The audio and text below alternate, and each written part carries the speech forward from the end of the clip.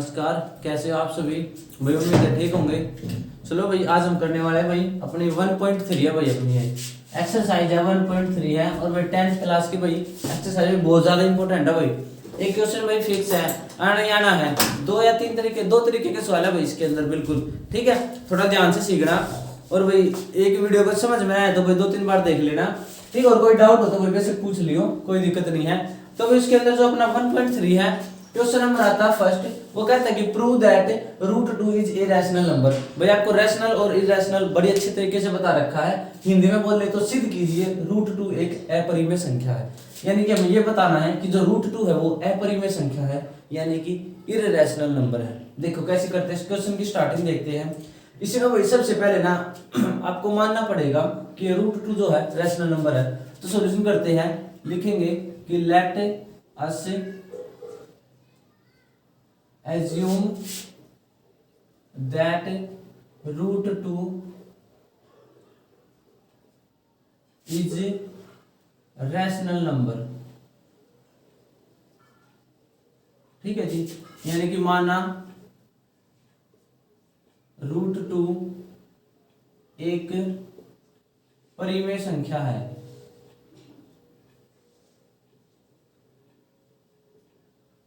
परिमेय संख्या है।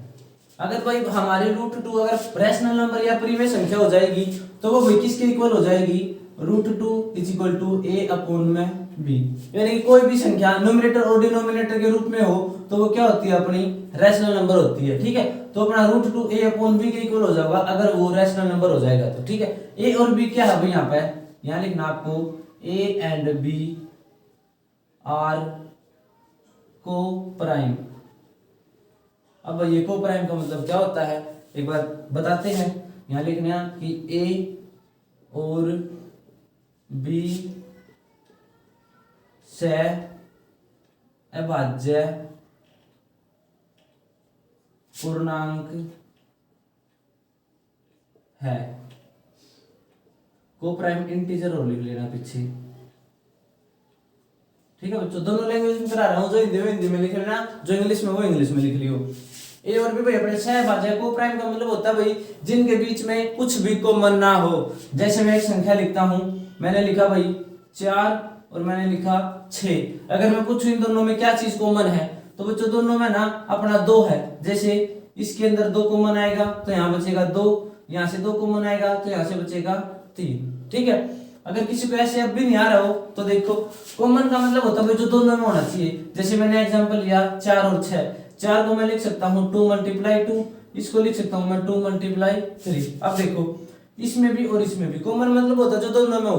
दोनों में क्या चीज है बच्चों, दोनों में है 2। यहाँ से 1 2 बार आया तो क्या बचा 2, यहाँ से 2 बार आया तो क्या बचा 3। ठीक है, तो ये होगा अपना कॉमन। अब मैं कहता हूँ 4 और 6 के बीच में क्या चीज आ गई कॉमन, तो ये अपने को प्राइम या सहअभाज्य नहीं है। अब तो देखो एक एग्जांपल लेता हूँ, मैंने लिया 3 और मैंने लिया 5। अब मैं पूछूं दोनों में क्या कॉमन है कुछ भी नहीं है, क्योंकि 3 को मैं कुछ भी कॉमन ना हो तो उसे हम क्या बोलते हैं, को प्राइम इंटीजर। ठीक है, आगे चलते हैं। अब करोगे क्रॉस मल्टीप्लाई। क्रॉस का मतलब इसकी यहाँ √2b इक्वल में कितना है 1। ठीक है, उसके बाद करना इनका स्क्वायर। यहां लिख लेना स्क्वेयरिंग बोथ साइड। अगर मैं हिंदी की बात करूं तो दोनों और वर्ग करने पर, दोनों तरफ भाई वर्ग करो। यहाँ पे अगर स्क्वायर करोगे तो ये आएगा √2b का स्क्वायर, इस तरफ करोगे तो ये आएगा a का स्क्वायर। ठीक है, देखो अब स्क्वायर से रूट कट के क्या बचा 2, और b पे जाओगे तो क्या बचा b² इक्वल में a²। ठीक है जी, अब यहाँ एक लाइन लिखनी है आपको कि a² इज डिविजिबल बाय 2। ठीक है, देन a इज ऑल्सो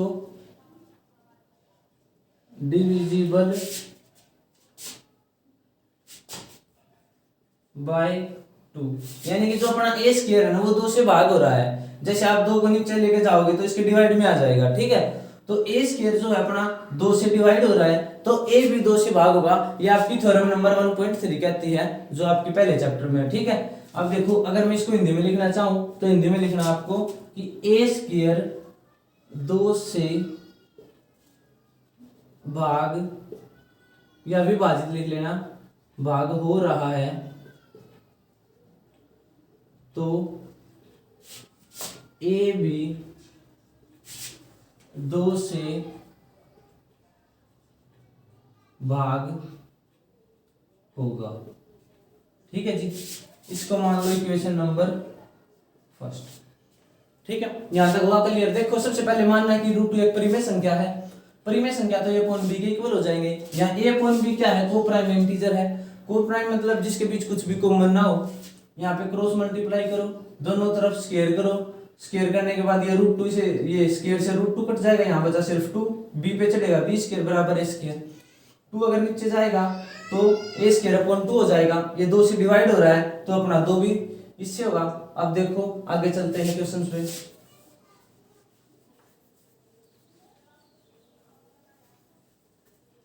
भाई यहां तक हुआ।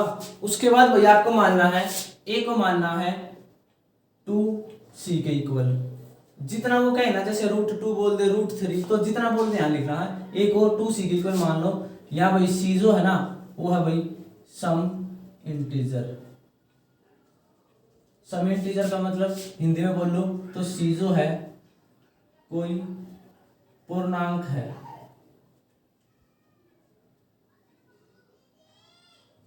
ठीक है। अब देखो फिर वही काम, squaring both side. Squaring both side वही लिख लियो हिंदी में कि दोनों तरफ वर्क करने पर इसको स्क्वेयर करोगे तो a का स्क्वेयर, इस पर स्क्वेयर करोगे तो 2c का स्क्वेयर होगा।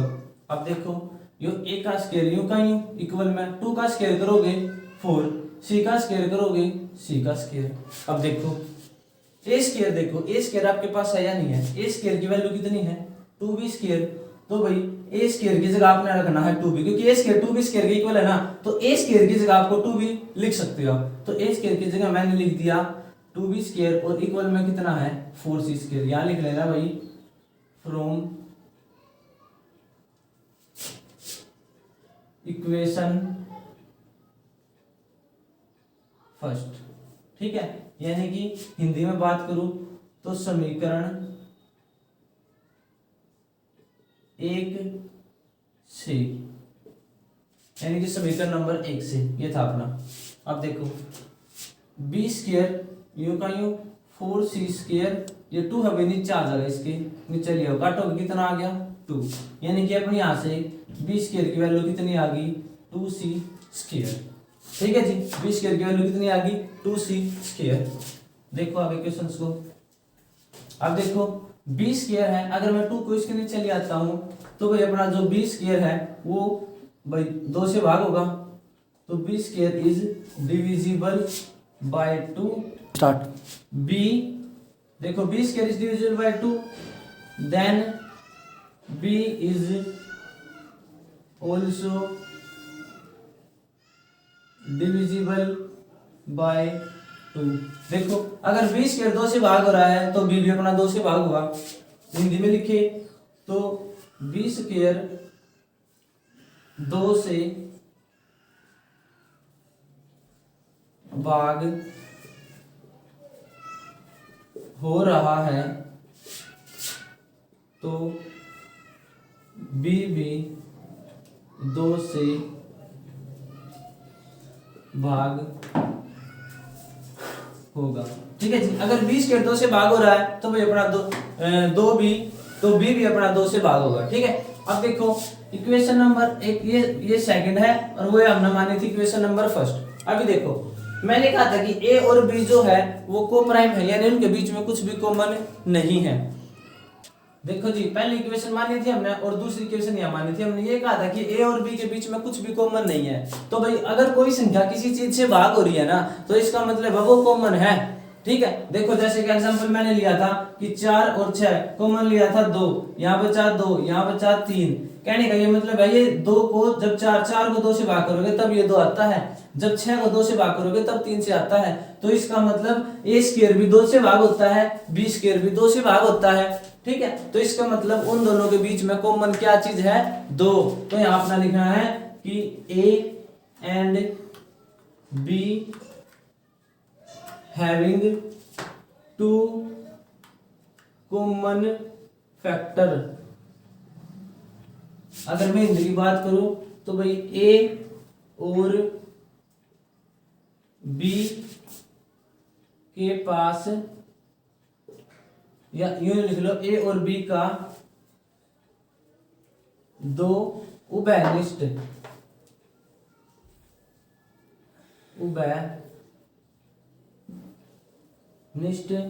गुणनखंड है। ठीक है जी, यानी कि जो 2 है ना, ए और बी का 2 उभयनिष्ठ गुणनखंड है। ठीक है, यानी कि जो 2 है ना भाई, दोनों में कॉमन आ रहा है। तो अब देखो, मैंने कहा था कि भाई कुछ भी कॉमन नहीं आना चाहिए, लेकिन 2 अपना जो है वो कॉमन आ गया। तो कॉमन आ गया, तो इसलिए अब जो चीज हमने मानी थी भाई स्टार्टिंग में कि भाई ये अपना रैशनल नंबर है, वो चीज होगी है अब गलत। तो ए और बी के पास 2 कॉमन फैक्टर है। तो अभी एक लाइन लिख लेना कि भाई दिस कॉन्ट्राडिक्शन विरोधाभासी has arisen because of our incorrect assumption, because of our incorrect assumption।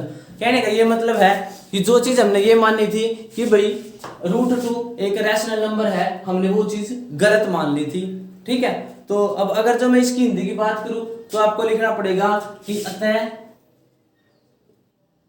हमारी अवधारणा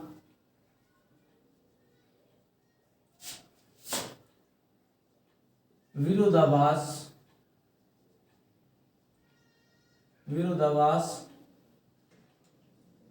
प्रकट करती है। ठीक है, सो √2 is irrational number। यही प्रूव करना था।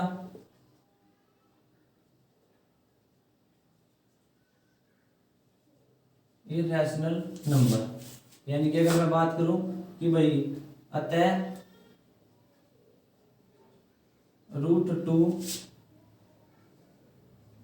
अपरिमेय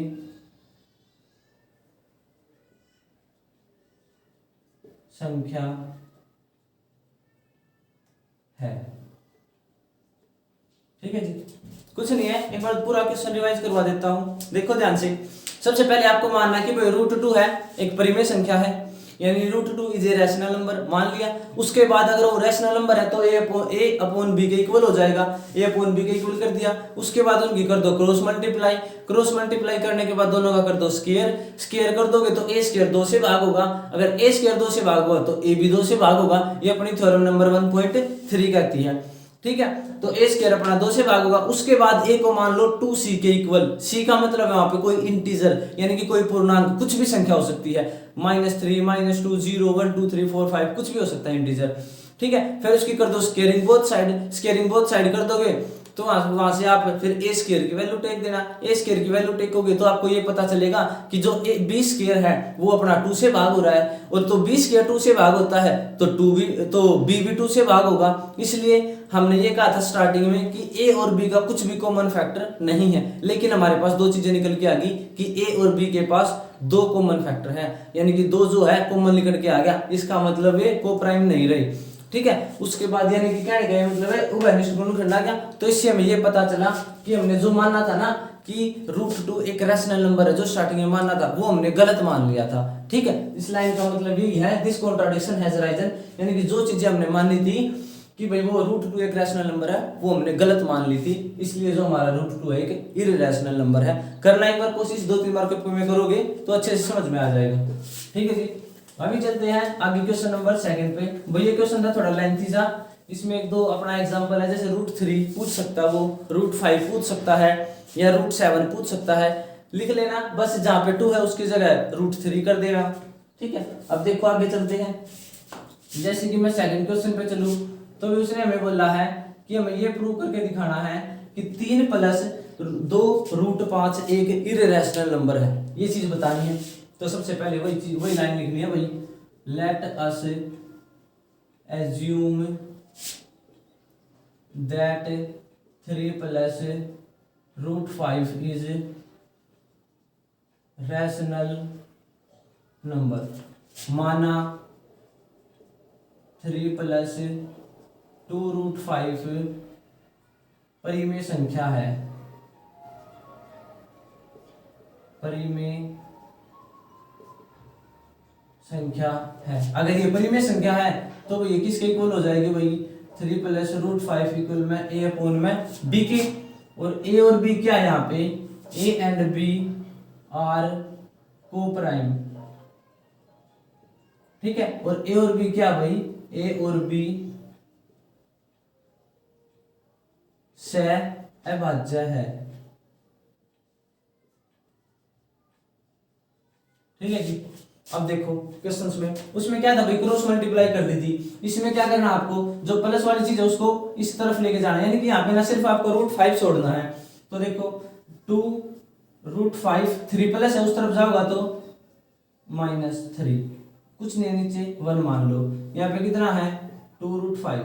अब देखो इसको सोल्व करते हैं। हाँ देखो यहाँ पे क्या बचा 2 √5, इसको सोल्व करो। देखो मैंने बता रखा है फ्रैक्शन बन गई भाई, आपकी बेसिक क्लास दी थी जो पहले वाली, भाई देख लेना उसको। इसकी सबसे पहले या तो एलसीएम ले लो, या फिर इसको ऐसे कर लो, किसी को एलसीएम नहीं, b और 1 का एलसीएम नहीं आ रहा तो लेना, इसकी गुना इसके साथ करो, b1 जा b, फिर 1 की a के साथ करो a माइनस, फिर b की इसके साथ करोगे तो 3। ठीक है, ये हो गया। अब 2 है, मल्टीप्लाई है, नीचे आ जाएगा डिवाइड में a -3b/2 में 2b, 2 नीचे आके मल्टीप्लाई। अब ध्यान दो एक बार, इसमें देखो ऊपर है न्यूमरेटर, नीचे है डिनोमिनेटर।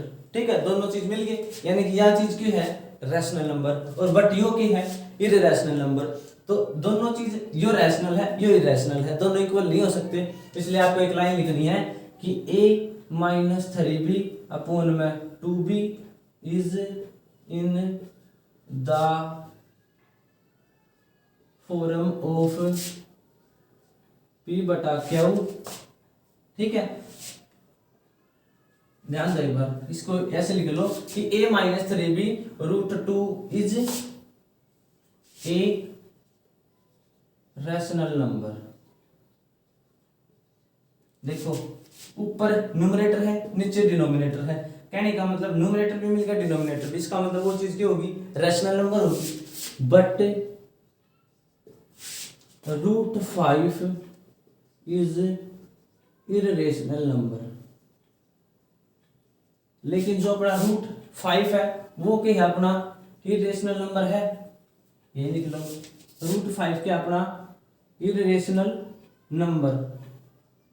ठीक है, तो इररेशनल नंबर के इक्वल यो है, तो इसका मतलब आपको लास्ट में लिखना है, इसकी हिंदी लिखवा देता हूं कि a -3b/2 में 2b एक परिमेय संख्या है, परिमेय संख्या है, परंतु √5 अपरिमेय संख्या है। लिख के, और अब लास्ट में एक लाइन लिख देनी है बस,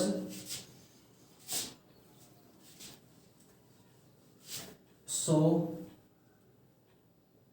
3 + 2 √5 इज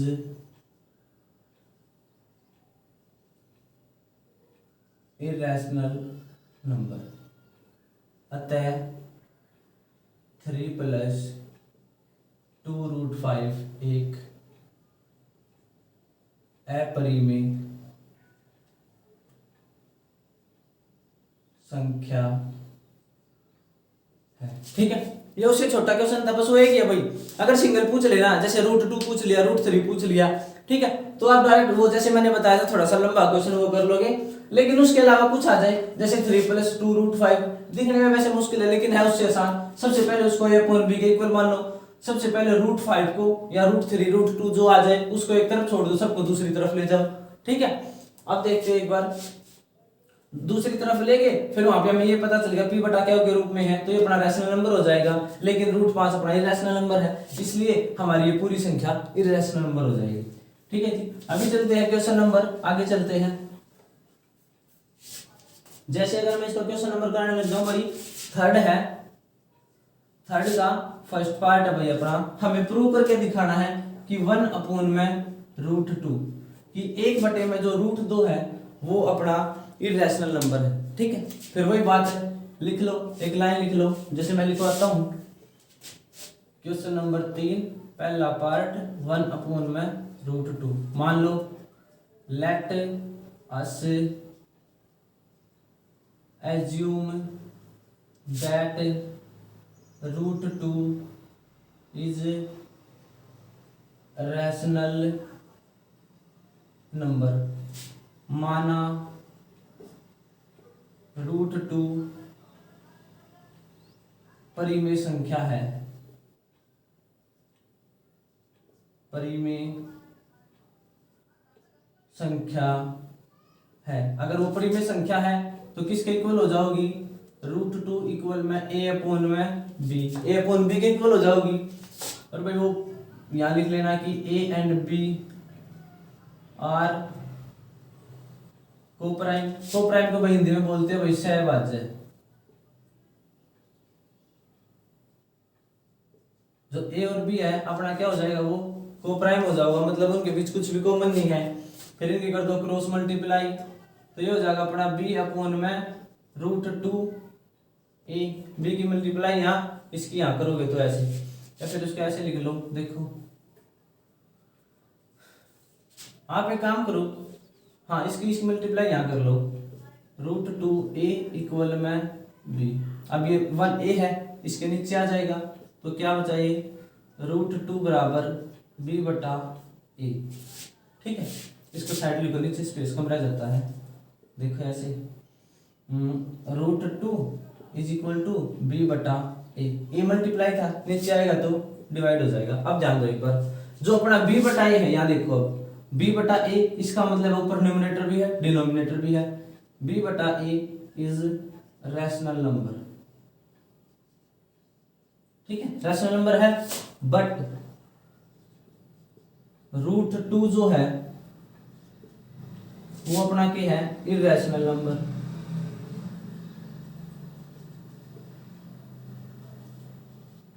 लेकिन √2 अपना क्या है, इरेशनल नंबर है, तो 1 अपॉन √2 इज इरेशनल। ठीक है, अतः 1 अपॉन √2 अपरिमेय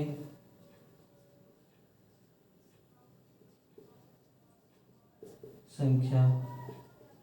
क्वेश्चन खत्म। ठीक है, आगे आपके बिल्कुल छोटे छोटे क्वेश्चन है।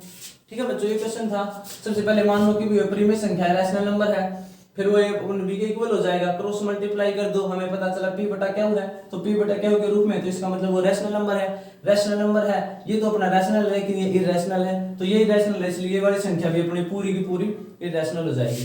ठीक है, आगे चलते हैं, आगे चलते इसका सेकंड पार्ट लेते हैं हम, थर्ड क्वेश्चन का पार्ट नंबर सेकंड। उसने बोला है कि 7√5 देखो, मान लो कि भाई अपना जो 7√5 है वो देखो 7√5 इक्वल में a अपॉन में b, बिल्कुल सेम रहना है, थोड़ी सी चेंजिंग है। अब देखो यहाँ पे क्या करना है, यहाँ पे कोई a अपॉन में ये है b।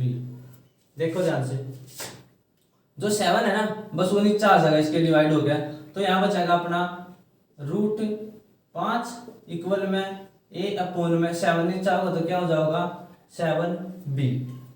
ठीक है, 7 था नीचे आ जाएगा क्योंकि यहाँ मल्टीप्लाई तो नीचे डिवाइड में आ गया, तो अब यहाँ देख लो a अपॉन b था तो यहाँ आ जाएगा अपना a अपॉन में 7b is a rational number, but यहाँ पे क्या आ गया, √5 आ गया। देखो कुछ चेंजमेंट नहीं है, बिल्कुल सारा क्वेश्चन सेम है, बस थोड़ा सा ये बदलना है कि √5 एक रैशनल नंबर है, सो अतः √5। पिछले वाला क्वेश्चन है भाई बिल्कुल कॉपी है, कुछ नहीं, बस चेंजमेंट करना है। जितना अपना ये 7 है नीचे आ गया, बस यह चीज अपनी रैशनल होगी तो ये इरेशनल है तो अपना पूरा हो जाएगा इरेशनल। ठीक है, ओहो एक क्वेश्चन और रहेगा, चलो कोई नहीं उसको करते हैं। जैसे कि क्वेश्चन नंबर में बात करूं थर्ड की, वही पेपर में ना जरूर आएगा, 1 2 या 3 नंबर में आता है मेरे सामने क्वेश्चन, बिल्कुल फिक्स है, आना ही आना है। कोई भी पेपर उठा लियो ऐसा क्वेश्चन जरूर आएगा। सिद्ध कीजिए यह संख्या अपरिमेय है, prove that it is an irrational number. ठीक है, तो सबसे पहले क्या है, let us assume that 6 + √2 rational number. ठीक है जी, मान लो कि वही माना 6 + √2 परिमेय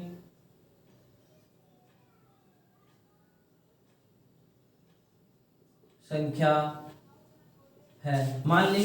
अब अगर जो मान ली हमने तो ये किसके इक्वल हो जाओगी, a अपॉन b के इक्वल हो जाओगी, तो a अपॉन b के इक्वल लिखो इसको, a अपॉन b के इक्वल हो जाएगी तो 6 को उस तरफ ले जाके माइनस कर दो, यहाँ लिख लो a and b are coprime. Coprime मतलब होता है भाई अपना सहभाज्य, लिख लियो।